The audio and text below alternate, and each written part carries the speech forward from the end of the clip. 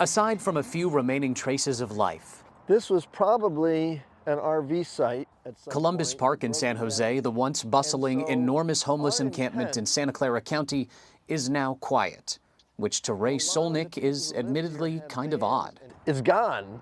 It's just disappeared, which feels weird. But necessary, he says, for a new reality to take shape.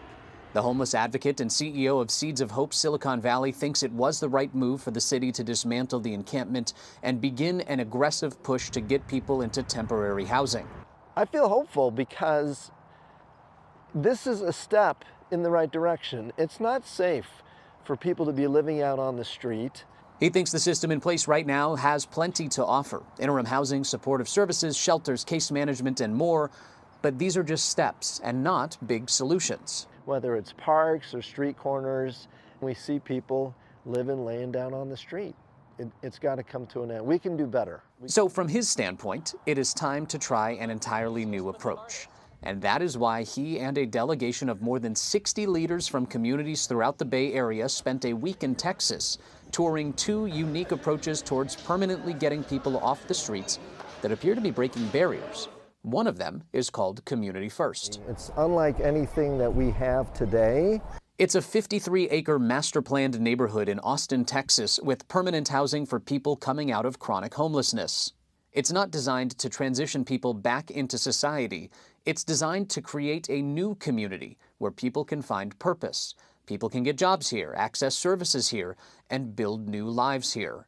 More than 420 formerly homeless people now call this community home. People of like-minded backgrounds who've been living out on the street can get to know each other, live together permanently, as opposed to through transitional housing or being moved around at different encampments.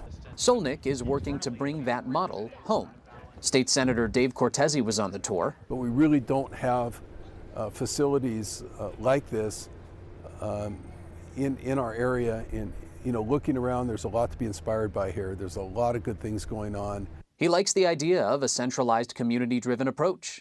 He left Texas feeling optimistic that the concept could work in the Bay Area. We can do this from a cost standpoint, and we can do this in terms of the expertise that we have. Good morning. And some living in and working with the Bay Area's homeless community share that optimism, like Charlie, once homeless herself, who now works on case management for unhoused clients. If it's centralized, then people feel like they belong to a community and they can help each other out and they can celebrate their successes.